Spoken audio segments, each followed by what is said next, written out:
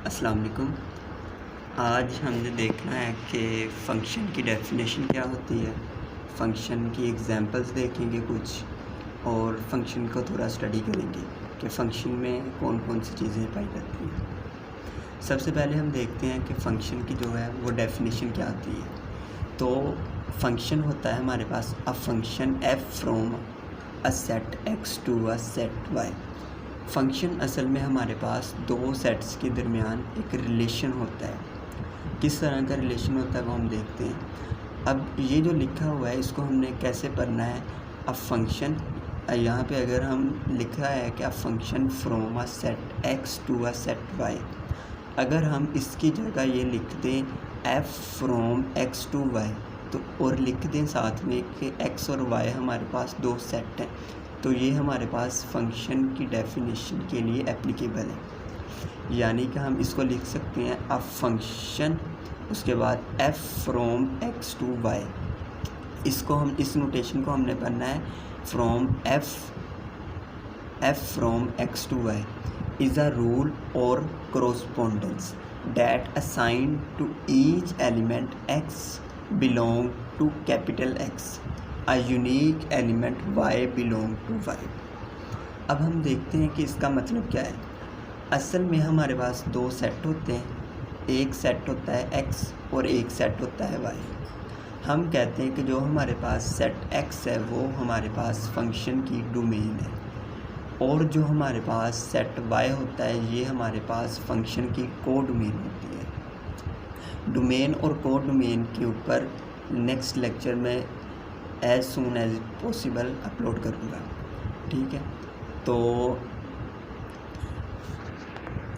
Function में हमारे पास ये होता है कि हमारे पास ये जो x के एलिमेंट है इस यानी x स्मॉल x यानी कैपिटल X के जो एलिमेंट है स्मॉल x, हमने इस हर स्मॉल x को कोई ना कोई एक यूनिक y जो है वो हमने असाइन करना होता है, ठीक है।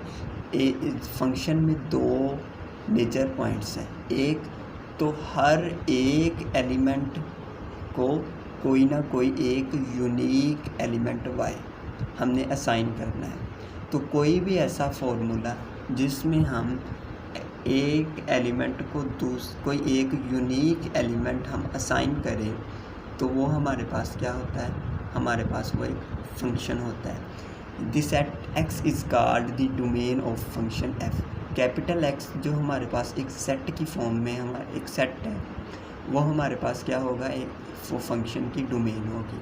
और जो हमारे पास कैपिटल Y सेट होगा इसको हम कहेंगे ये फंक्शन की कोडोमेन होगी। मैं डोमेन और कोडोमेन वाले लेक्चर में रेंज को भी डिस्कस करूँगा और मैं डिफरेंस बताऊँगा कि रेंज और कोडोमेन में डिफरेंस क्या होता है। हम अब फंक्शन की एग्जांपल लेते हैं।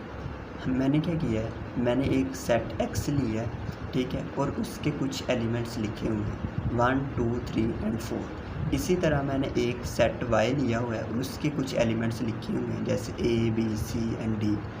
तो अब हमने डेफिनेशन में पढ़ा था कि हमने x के ईच एलिमेंट को y का कोई ना कोई एक एलिमेंट असाइन करना है। अब हमने क्या किया है कि ये हमारे पास x था और इसका एलिमेंट था 1। हमने क्या किया, हमने 1 को कोई एक एलिमेंट असाइन कर दिया a, ठीक है।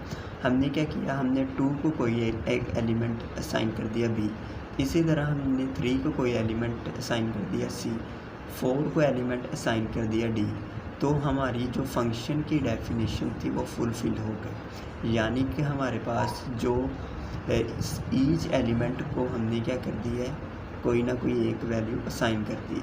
ये हमारे पास थी कि ये वो एग्ज़ाम्पल थी जिसमें हमने देखा कि हमारे पास फंक्शन क्या होता है। हम कोई ऐसी एग्ज़ाम्पल लेते हैं जिसमें हमें पता चले कि ये फंक्शन नहीं है।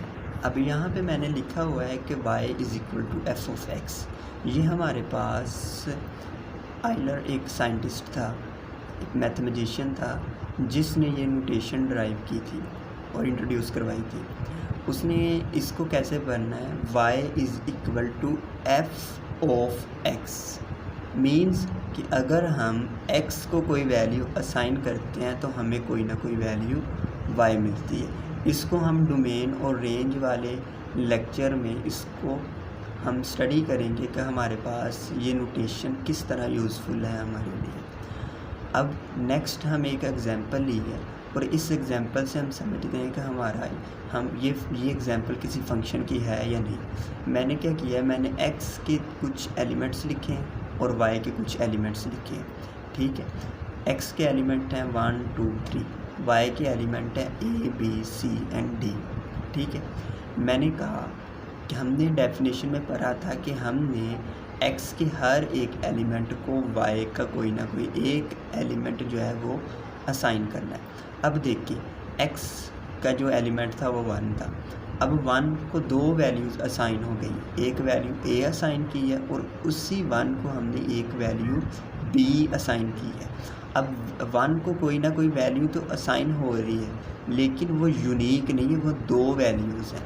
ठीक है, यानी ईच एलिमेंट को कोई ना कोई वैल्यूज़ तो असाइन हुई हैं, लेकिन यहाँ पे हमारे पास जो सेकंड कंडीशन थी जिसमें हमने कहा था कि वो वाली वैल्यूज़ यूनिक होनी चाहिए, तो यहाँ पे हमारे पास जो सेकंड कंडीशन थी वो फुलफ़िल नहीं हुई, जिससे हमें पता चला कि ये एक फ़ंक्शन नहीं है।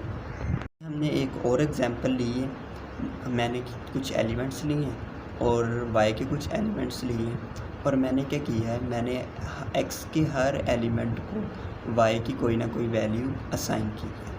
तो ये भी एक फ़ंक्शन की एग्जांपल है। नेक्स्ट हम फंक्शन को और डिटेल से पढ़ेंगे, फ़ंक्शन की टाइप्स पढ़ेंगे, तो देन हमें फ़ंक्शन मज़ीद अंडरस्टैंडिंग में आएगा।